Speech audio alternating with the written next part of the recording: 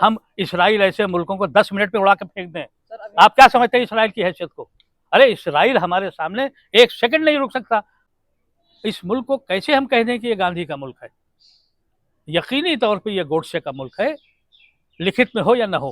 हिंदू मजहब में एक हिंदुत्व निकल आया है, आतंकवादी संगठन।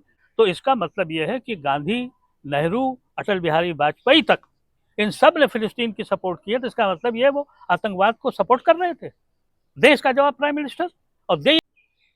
विदेश नीति का जो सबसे पहले मोदी साहब का बयान आया, ये पहली बार हुआ। हिंदुस्तान ने वो मुल्क है जिसने गांधी के वक्त से हमेशा फिलिस्तीन के लिए आवाज़ उठाई, और उनका ये कहना था कि जो फिलिस्तीन है वो फिलिस्तीनियों का है। वो जिस तरह से अंग्रेज़ों का इंग्लैंड है और फ्रांसीसियों का फ्रांस है, ऐसे ही फिलिस्तीनियों का फिलिस्तीन है। तो वो इसके मुखालिफ थे। नेहरू ने उसी पॉलिसी को अपनाया और हिंदुस्तान में वो आते आते यहाँ तक कि अटल बिहारी वाजपेयी ने भी, ये पहले प्राइम मिनिस्टर थे जिन्होंने बगैर कुछ समझे बूझे, या तो इनको हिस्ट्री नहीं मालूम है, ये बात तो वाजह है कि ये इनको पूरी तारीख मालूम नहीं है, इन्होंने फौरन एक बयान दे दिया, और बयान भी इस तरह का दिया कि फिलिस्तीनियों को आतंकवादी कह दिया। उसकी वजह से पूरी दुनिया में इसका रिएक्शन हुआ, और ये समझे थे शायद कि हम इसलिए करेंगे क्योंकि अमेरिका साथ दे रहा है, और अमेरिका की वजह से सऊदी अरेबिया भी साथ देगा और उनके सारे अलाइज भी साथ देंगे। लेकिन फॉरेन अफेयर्स जो है वो खामोश रहा। उसको मालूम था कि हिंदुस्तान की हिस्ट्री फिलिस्तीन के साथ जुड़ी हुई है। हिंदुस्तान फिलिस्तीन के साथ पहले दिन से खड़ा है। आखिर में जब उन्होंने ये देखा कि सऊदी अरेबिया और उनके अलाई जो मिडिल ईस्ट में हैं, वो सब के सब इस जुल्म के खिलाफ खड़े हो गए, तो गवर्नमेंट ऑफ इंडिया की ऑफिशियल जो अप्रोच हुई वो बिल्कुल contrary to statement of the prime minister. Prime minister कभी ऐसे बोलता है?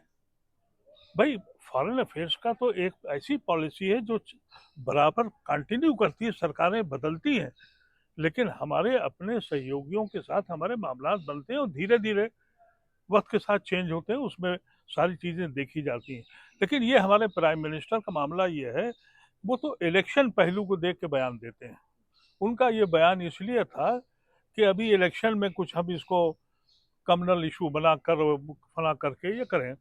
उसका उनको ये एडवांटेज ज़रूर मिला कि बहुत से मीडिया वाले, जो ऑफिशियल मीडिया है या इलेक्ट्रॉनिक मीडिया है, मैं सोशल मीडिया की बात नहीं कर रहा हूँ, उनको वो पहलू मिल गया। उनको ये समझ में आ गया कि ये मियाँ लोग मुसलमान मारे जा रहे हैं। नतीजा हुआ कि अपने को यहूदियों के साथ जोड़ दिया। अब यहूदी खुद अमेरिका में, ये मेरे पास है इसका वीडियो, जिसमें वो कह रहा कि ये मेरे नाम पे जुल्म न किया जाए, यहूदियों के नाम पे ये जुल्म ना हो, ये ज़ोनिस्ट लोग हैं। ये बिल्कुल वैसे ही है जैसे हिंदू मजहब में एक हिंदुत्व निकल आया है, आतंकवादी संगठन, वैसे ही यहूदियों में ये एक संगठन है जिसका कायद ये आज का प्राइम मिनिस्टर वहाँ नाथुर में है। ये पूरा मसला ह्यूमन राइट्स का है, ये मसला नाइंसाफ़ी का है। आपके घर में घुसकर कोई दूसरा आदमी बिठा दिया जाए और वो आपकी ज़मीनों पर कब्जा करता रहे और आप कुछ बोले नहीं। बिल्कुल ऐसे ही है कि जैसे मेरे मुल्क के साथ हुआ कि भाई हमारे मुल्क को तोड़ के एक पाकिस्तान बना दिया, बांग्लादेश बना दिया, वहाँ बना दिया, ये सब हमारा मुल्क था। तो कुछ लोगों को ये दर्द है, फिलिस्तीन को तोड़ के आपने छीन लिया, आपने उनको आतंकवादी कह दिया। लेकिन सर भारत का मीडिया जो गया वो भी आतंकवादी कह रहा है। तो मैं आपसे यही तो कह रहा हूँ, भारत का मीडिया के लिए तो प्राइम मिनिस्टर ने बोला था ये बात भारत के मीडिया को प्राइम मिनिस्टर ने ये निवाला दिया था कि आप बोलिए। अब आप सोचिए, अगर अगर वो आतंकवादी हैं तो इसका मतलब ये है कि गांधी, नेहरू, अटल बिहारी वाजपेयी तक इन सब ने फिलिस्तीन की सपोर्ट की है। तो इसका मतलब ये वो आतंकवाद को सपोर्ट कर रहे थे। देश का जवाब प्राइम मिनिस्टर और दे ये मीडिया। इस मीडिया को तो कुछ इल्म नहीं है। ये वो लोग हैं जो वहाँ चैनल पर बैठ के ऐसा लगता है जैसे कोई सब्जी मंडी खोल रखी है उन्होंने। न पढ़ के आते हैं, न लिख के आते हैं, न उनको मालूम है पूरी दुनिया में इनकलाब खड़ा हो गया है कि ये जुल्म हो रहा है, आप किसी को आप घर सब तरफ से बंद करके, उन मजलूमों ने क्या किया है जो अपने घरों में सो रहे हैं, जिनका न लेना न देना। आपकी लड़ाई उन लोगों से है, वो उन लोगों से है जिनकी आपने जमीन छीनी थी। उसमें से कुछ लोग ये कहते हैं कि भाई अब अनफ इज अनफ हो गया, क्योंकि कुछ तबका ऐसा है जो पीएलओ का, जिसमें यासिर अरफात की जमात थी, उन्होंने एक एग्रीमेंट किया था। उस एग्रीमेंट के तहत ये था कि भाई एक अलग स्टेट बनेगी। आज वो भी 30 साल हो गए, स्टेट नहीं बनी। उसमें से कुछ नौजवान खड़े हुए जिनकी चौथी नस्ल इस तरह से बेघूम घूम रही है। उसने कहा कि भाई अब हम तो इनसे निपट लेंगे। तो सबसे बड़ी बात यह हुई है कि जो इसराइल के बारे में वेस्टर्न मीडिया का ये ख्याल था कि ये कभी शिकस्त नहीं खा सकते, इनकी आर्मी दुनिया की बेहतरीन आर्मी है, इनकी इंटेलिजेंस दुनिया की बेहतरीन इंटेलिजेंस है, वो चंद 100 उनके फाइटर्स ने उनके सब ख्वाब पूरे कर दिए। लेकिन सर भारत के कुछ मीडिया के पत्रकार वो कह रहे हैं कि अब इसराइल फाइनल सॉल्यूशन की तरफ बढ़ रहा है, गाजा को खत्म कर देगा। देखिए, ऐसा है कि इससे पहले भी कोशिश की थी हिजबुल्लाह को ख़त्म कर देंगे। सिर्फ ये होना है कि और खून खराबा होना है। जो लोग इस तरह की बातें करते हैं कि हम लड़ ख़त्म कर देंगे, वो इंसानियत के दुश्मन हैं। मैं ये नहीं कहता कि सारे यहूदी ख़राब हैं, लेकिन यहूदियों में एक तंजीम है जो आज हाकिम है इसराइल की। इसी तरह से आज हिंदुस्तान में भी एक ऐसी तहरीक चल रही है जिसका मकसद सिर्फ और सिर्फ नफरत है। उनको हम सब हिंदू नहीं कह सकते। इसी तरह से हम फिलिस्तीन में कुछ लोग जो लड़ने को तैयार हैं, हम सारे फिलिस्तीन से उसको नहीं जोड़ सकते। सवाल यह है कि मर कौन रहा है? मर तो सड़क पे चलने वाला मासूम मर रहा है, वो बच्चा मर रहा है, वो माँ मर रही है, अस्पतालों में सिसक सिसक के मर रहे हैं। उसके लिए इनके सीनों में दर्द नहीं उठता है? ये चैनल के मालिकान जो बैठ गए, इनको समझना चाहिए कि मौत क्या होती है। ये जो चैनल के लोग इस तरह की बकवास कर रहे हैं, आप ये समझ लें कि इस वक्त पिछले 24 घंटे में जो जो मामला बदला है, वो उनके जो डिफेंस फॉरेन मिनिस्टर हैं अमेरिका के, वो आए थे यहाँ समझाने के खलीज के लीडरों को समझा लेंगे। अब उनको ये डर लगा कि कहीं ऐसा ना हो कि ईरान मदाखलत कर दे। नतीजा ये हुआ कि अमेरिका ने सबसे पहले अपना बेड़ा भेज दिया, इसलिए कि कहीं ईरान ना आ जाए। इसको समझिए इस बात को। कहते हैं कि हम तो बहुत किसी के मामलात में नहीं है, लेकिन उनको ये ख्याल था कि हमको ये सऊदी अरेबिया, यूएई, मिस्र, इजिप्ट और ये सारे मुल्क, कतर, ओमान, ये हमारे सब गुलाम हैं, ये हमारे लिए खड़े हो जाएंगे। गुलाम करे तो क्या करे, क्योंकि उनकी आवाम उनके खिलाफ है।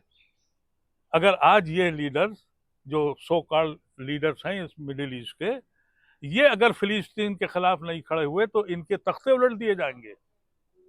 इस वजह से इनको अमेरिका से कहना पड़ा कि हम आपके साथ नहीं हैं। इनको डर ये है कि कहीं ईरान के साथ मामला ना हो जाए। अगर ईरान के साथ मामला होता है तो सबसे पहले अमेरिका का बेड़ा सबसे पहले भाग जाएगा। आपको याद है कि हमें सन 72-71 की लड़ाई में हमारे साथ क्या किया था? इन्होंने कह दिया ये 7वां बेड़ा चल रहा है, और 8वां बेड़ा पाकिस्तान से कह दिया आ रहा है। और इंदिरा गांधी ऐसी लीडर थी, उसने कहा आ जाए बेड़ा। आखिर में जब उन्होंने देखा कि इंदिरा गांधी तो मान नहीं रही, तो बेड़ा भाग गया और पाकिस्तान टूट गया। ये भाग जाएंगे, ये सिर्फ दिखाने के लिए आए हैं। सर अभी तक एक सवाल है कि जैसे आप बात करने के फलस्तीन में जो पुनरेजी हो रही है, मासूम बच्चे मारे जा रहे हैं जी, ये तस्वीरें प्रधानमंत्री नरेंद्र मोदी के पास भी आती है, वो देखते होंगे। तब ऐसे में वो इजराइल को कैसे इस तरह की बातें बोल सकते, उकसाने वाली बातें कर सकते हैं? प्राइम मिनिस्टर ने तो 2002 में भी सब कुछ देखा था और यही कहा था कि अगर कोई पिल्ला गाड़ी के सामने आ जाए तो तकलीफ होती है। तो प्राइम मिनिस्टर के तो बड़े रिकॉर्ड है ना। प्राइम मिनिस्टर ने तो जुनैद और उनको जब जलाया गया, जब भी वो नहीं बोले। वो बेचारे सिर्फ बोले उस वक्त जब कन्हैया के को मारा गया, उसको 1 करोड़ रुपया भी दिया गया, मुलजिम पकड़ भी लिया गया, लेकिन इलेक्शन में बोलने के लिए कन्हैया याद आ गया उन्हें जुनैद ने याद नहीं आया, उन्हें इखलाक याद नहीं आया, उन्हें न जाने कितने लिंच हुए याद नहीं आए। अरब मुल्क पे असर पड़ेगा इनके बयान से? क्या रिश्ते खराब हो जाएंगे अरब मुल्कों से? देखिए हिंदुस्तान को एक एडवांटेज है जिसको मोदी साहब अपना कारनामा बताते हैं। हिंदुस्तान एक दुनिया का बहुत बड़ा मार्केट है, और ये मार्केट मनमोहन सिंह की देन है। एज ए फाइनेंस मिनिस्टर उसने रास्ते खोले थे और एज ए प्राइम मिनिस्टर उसने वहां से वहां ले जाके खड़ा कर दिया था। ये जो पक्की फसल इनके हाथ लग गई तो कहा कि हमने किया है। ये इस वजह से हमारी जो हैसियत है दुनिया में वो बड़ी मार्केट की वजह से है। तो आप अगर ये समझें कि हुकूमतें खिलाफ होंगी तो नहीं होंगी, लेकिन अगर आप वहाँ के अखबार पढ़ें, वहाँ की जनता से बात करें, चाहे यूरोप हो, चाहे अमेरिका हो, चाहे मिडिल ईस्ट हो, एक एक आदमी जानता है कि हिंदुस्तान की हुकूमत आज की सेकुलर हुकूमत नहीं है। सबको मालूम है कि हिंदुस्तान की हुकूमत डेमोक्रेटिक कंट्री नहीं रहा, ये सबको मालूम है। तो हमारी इज्जत कितनी है बाहर ये हम जानते हैं। ये गांव में बैठा हुआ जो एक भक्त बैठा है उसे नहीं मालूम है, या वो बेरोजगार लड़का जो सड़क पर घूम रहा है और भक्त बना घूम रहा है उसे नहीं मालूम है कि हमारी कितनी बेइज्जती हो चुकी है। हम उस मुल्क में जानते हैं कि जब इंदिरा गांधी मरी उस वक्त मैं मिडिल ईस्ट में था और मैं वहाँ के रूलर से उस दिन मिलने के लिए मेरा अपॉइंटमेंट था, मैं गया और मुझे ये नहीं मालूम था कि इंदिरा जी की डेथ हो चुकी है, मुझे मालूम था कि वो हुआ। वहाँ का बादशाह ने मुझसे कहा कि तुम हिंदुस्तानी हो, हमने कहा फिर आज मीटिंग में क्यों आए? मैंने कहा आपने टाइम दिया था। उसने कहा आज कोई टाइम नहीं, मेरी माँ मर गई है। इंदिरा गांधी के लिए ये अल्फाज थे रूलर ऑफ शारजा के कि मेरी माँ मर गई है, मैं काम नहीं करूंगा। उस मुल्क में आज क्या हो रहा है? सर, इस देश में फलस्तीन के लिए प्रोटेस्ट होते थे, जी लेकिन अब इजराइल के साथ में समर्थन में प्रोटेस्ट होते जी, मैं अभी वहीं से आ रहा हूँ। जी। मुझे इस कदर अफसोस है कि आज अपने मुल्क में आप हक को हक कहने के लिए कोई आदमी तैयार नहीं है। मजलूम के साथ खड़ा होना जुर्म है। इस मुल्क का ये तमाशा हो गया और जिम्मेदार लोगों को वो पकड़ के ले गए। मैं तो एक 10 मिनट लेट हो गया, जब मैं वहां पहुंचा तो देखा सब तरफ से बंद है। लोगों ने बताया कि वो सबको लेके चले गए। अरे हम इसलिए आए थे, वहां कोई झगड़ा करने नहीं आए थे। जब हमको ये मालूम हुआ कि मजलूमों के लिए बेसरे सामान जो लोग हैं भूखे मर रहे हैं, प्यास से मर रहे हैं, हर तरफ से बम फेंके जा रहे हैं, उनके लिए हम कहने आए थे कि भाई हम आपकी हमदर्दी में आए। उनकी भी इजाजत नहीं है इस मुल्क में।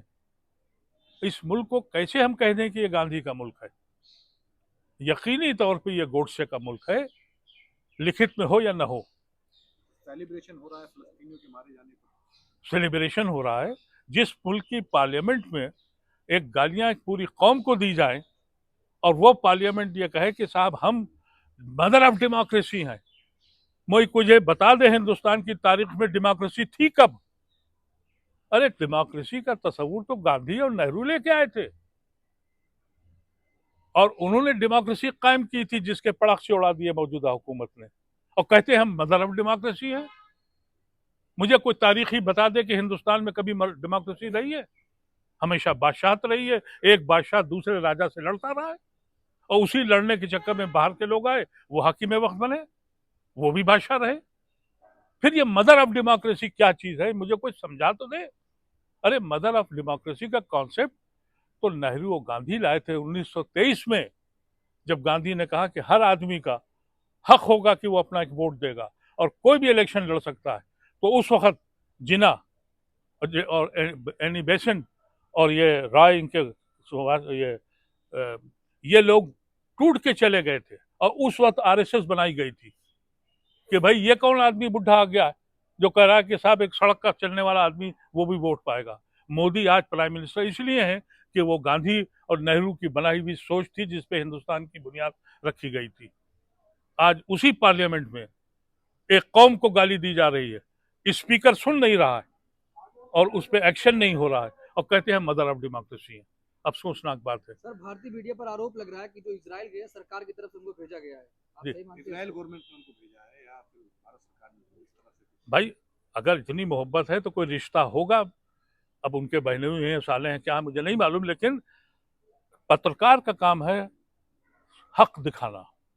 अगर वो हक नहीं दिखा रहा है और सच नहीं बोल रहा है तो इस जमीन पर बोझ है। वो कलमकार और पत्रकार ये हवाओं के रुख बदलते हैं। सर, इजराइल ने भारत के कारगिल युद्ध में उसकी मदद करी थी, क्या यही वजह है कि भारत आज इजराइल की मदद कर रहा है? इसराइल की क्या मदद की थी भाई? कारगिल युद्ध में सर इजराइल ने अपने सेना भेजा था भारत को। ये आप कह रहे हैं ना? जी सर। क्या हम कारगिल इसराइल की वजह से जीत गए? हम इतने निकम्मे हैं? अगर आप ये एक्सेप्ट करते हैं तो बहुत अफसोस की बात है। हम इसराइल ऐसे मुल्कों को 10 मिनट में उड़ा के फेंक दें, सर अभी आप क्या समझते हैं इसराइल की हैसियत को? अरे इसराइल हमारे सामने एक सेकंड नहीं रुक सकता। आपने ये प्रोपेगेंडा शुरू कर दिया कि हमारी मदद की। अरे हम कारगिल में उनकी वजह से जीते थे। आप अपनी फौज को बदनाम कर रहे हैं, आप अपनी आर्मी के खिलाफ बोल रहे हैं। आपको ये समझ नहीं आ रही है कि इसराइल ने मदद की थी? कमाल की बात है भाई। सर फिर हमने इसराइल तो अब आया, हमने तो सन 65 में भी लड़े और सन 71 में भी लड़े, तो ये इसराइल ने हमें लड़ाया था। हमने पाकिस्तान के 2 टुकड़े इसराइल की वजह से किए थे। ये किस किस्म की मजेदार किस्म बातें आप लोग करते हैं? सर यूनाइटेड नेशन हमास को आतंकी संगठन नहीं मानता है, लेकिन इजराइल और अमेरिका उसको आतंकी संगठन बताते हैं, क्या कहना है? जब यूएन में उन्होंने कई बार कोशिश करी, सब ने कहा कि नहीं, वो अपनी जमीन के लिए मांग रहे हैं, वो आतंकवादी संगठन नहीं है। अगर वो आतंकवादी संगठन है तो आरएसएस को, बीजेपी को कहना चाहिए भगत सिंह भी ने भी बम छोड़े थे, वो भी आतंकवादी थे। उनसे कहिए सुभाष चंद्र बोस भी थे। अपनी अपनी जमीन को छीनने के लिए, अपना हक मांगने के लिए अगर कोई बात करता है, ये आपका अंदाज है कि जिसको आप चाहें उसको आतंकवादी बता दें और जिसको चाहें मजलूम बता दें। अब यहाँ तक बता दिया कि हमारी इसराइल ने मदद की थी इसलिए हम कारगिल वार जीत गए। क्या लगता है इजराइल और अमेरिका यूएन की नहीं सुनते हैं? देखिए, ये जो अगर बंद नहीं होता तो सो कॉल्ड आतंकवाद यहां से और बढ़ेगा। आतंकवाद की बुनियाद कब पड़ी? जब आपने फिलिस्तीन के ऊपर जबरदस्ती कब्जा करके और दुनिया भर से जब यहूदी निकाले गए, उन यहूदियों को जाके उनके यहाँ बसाया और उनके अपने घर में उनको बेघर कर दिया। वो रिजेंटमेंट हुआ, उसको आपने आतंकवाद का नाम दिया। जो आपने जाके वियतनाम में किया, पूरी नस्ल खत्म कर दी, वो लड़ाई आतंकवाद की नहीं थी। जो आपने अफगानिस्तान में जाके सर खत्म कर दिया, वो आतंकवाद नहीं था। जो इराक को आपने खत्म कर दिया, खत्म करने के बाद कहा कि हाँ वहाँ कोई असलहा नहीं था, वो आतंकवाद नहीं है। ये तो आपका अपना अंदाज है।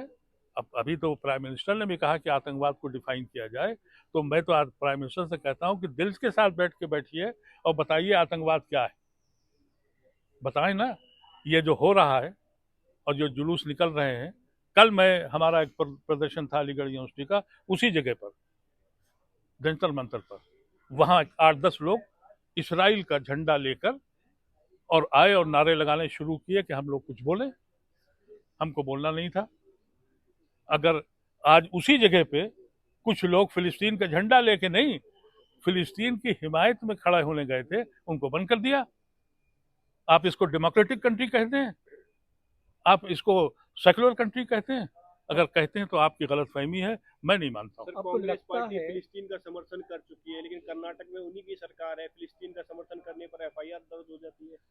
अगर उनकी सह्या की गई है तो उनको सजा देनी चाहिए, उनको उनसे पूछना चाहिए। फिलिस्तीन का समर्थन का मतलब यह है, आप हमें सजा किस ग्राउंड पे देंगे? पहले तो एम्बेसी बंद करिए उनकी। आपकी उनके साथ एम्बेसी है, आपके उनके डिप्लोमेटिक ताल्लुकात हैं। जिस कंट्री के साथ आपके डिप्लोमेटिक, आप चाइना के बारे में भी यही करते हैं। सबसे बड़ी बिजनेस चाइना की है, सबसे ज्यादा पैसे वहां से लाते हैं और बंद कर दिया उसको। हमारे कितने लोगों को साहब ये चाइना के से पैसे आए थे। अरे भाई, तो ये जो तमाशा हो रहा है, ये हिंदुस्तान की इमेज को खराब कर रहा है। ये मेरे समझ के मेरे गांधी का हिंदुस्तान नहीं है। तो सर लास्ट में क्या कहना चाहेंगे, जिस तरह से कत्लेआम हो रहा है, इस पर किस तरीके से अमन चैन वापस लौटे और समस्या का समाधान क्या है इसकी? देखिए, इस वक्त जो यूएन है उसको कुछ आगे आना चाहिए, नहीं तो उसका कोई मकसद नहीं है। उनके अपने रेजोल्यूशंस, अपनी उनकी जो वार्निंग्स है वो तक नहीं मानी जा रही हैं। मैं समझता हूं कि इस वक्त कोई भी ऐसी कुव्वत जो अमेरिका को समझा सके कि दुनिया में खतरगारी बढ़ जाएगी और ये बहुत खतरनाक स्टेज पर हम आके खड़े हो गए हैं।